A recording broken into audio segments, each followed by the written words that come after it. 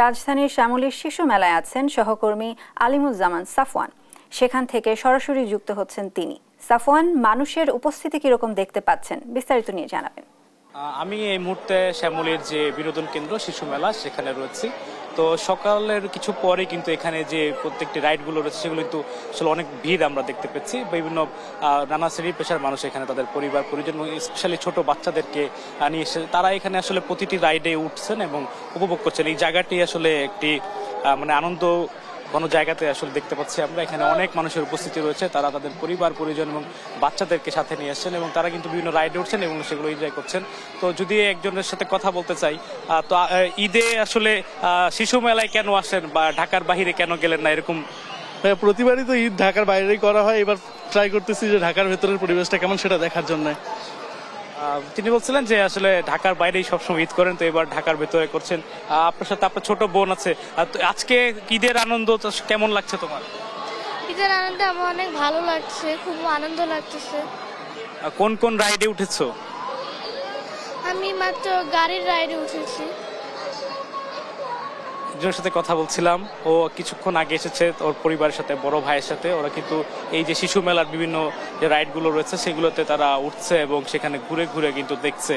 তো সব মিলে আসলে ঈদের যে আনন্দ বাচ্চাদের, সেই আনন্দটা কিন্তু অনেকটাই বেশি।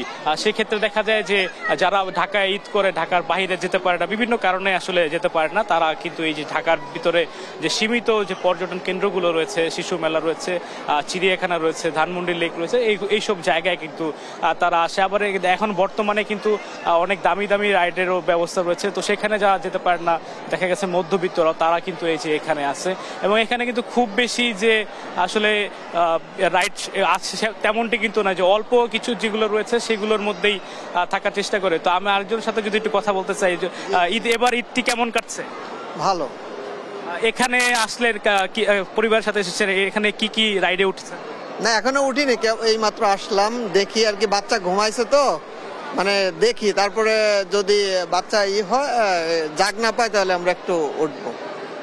যে আরেকজনের সাথে কথা বলছিলাম, সবাই আসলে বলছে যে যারা ঢাকার বাইরে যেতে পারে না, সুযোগটা হয় না, তারা কিন্তু এই যে এখানে এসেছে। তো আইটি বাবুর সাথে যদি কথা বলতে চাই, তোমার নাম কি? তুমি কোথায় উঠেছো? কোন রাইডে উঠেছো কিনা? তুমি রাইডে উঠেছো? হ্যাঁ উঠেছে, ওই যে উপরের রাইডটাতে উঠেছো না? জি। সব মিলে ঈদে কেমন আনন্দ লাগছে, কি মনে হয়? এটা তো অবশ্যই আনন্দ, বিশেষ করে বাচ্চাদের নিয়ে এইরকম একটা পার্কে এসে ওদের একটা চাহিদা থাকে ঈদের সময় স্পেশালি, যে ওরা একটু ঘুরতে চায়, একটু আনন্দ করতে চায়। এই একটা সময় থাকে যে আমরা আসলে গার্জিয়ানরা একটু ফ্রি হয়ে বাচ্চাদের নিয়ে একটু ঘোরাঘুরি করতে পারি, তো সেই হিসাবে ওদের আনন্দটা একটু অন্যরকম, এটাই স্বাভাবিক। বলছিলেন যে আসলে পরিবারকে দেওয়ার সময় ঠিক এতটা হয়ে ওঠে না, কারণ রাজধানীর ব্যস্ততম শহরে সবসময় কোনো না কোনো কারণে সবাই ব্যস্ত থাকে, যার কারণে আসলে ঈদের যে ছুটি, এবার ছুটিটি কিন্তু বেশ লম্বা, প্রায় 8-9 দিনের সব মিলিয়ে ছুটি পেয়েছে। তো সব মিলে যে ঈদের যে যাত্রা সেটিও কিন্তু খুব একটা ভোগান্তির ছিল না, সবাই স্বাচ্ছন্দ্যে বাড়ি গিয়েছেন এবং যারা আসলে বাড়ি যেতে পারেনি তারা কিন্তু দেখতে পাচ্ছেন যে এই মুহূর্তে যে রাজধানীর আমরা শিশু মেলায় রয়েছি শ্যামলীতে, সেখানে তাদের পরিবার পরিজন এবং বাচ্চাদের নিয়ে তারা কিন্তু ঘুরতে এসেছে। তো সকাল থেকে ভিড় কিছুটা কম থাকলেও এখন কিন্তু আস্তে আস্তে ভিড় কিন্তু বাড়ছে এবং ক্রমে আসলে এই জায়গাটি আসলে জমজমাট হয়ে উঠছে। সবাই বেশ আনন্দঘন মুহূর্ত এখানে উপভোগ করছেন। তো আমার কাছে শ্যামলী শিশু মেলা থেকে এই ছিল সর্বশেষ খবর।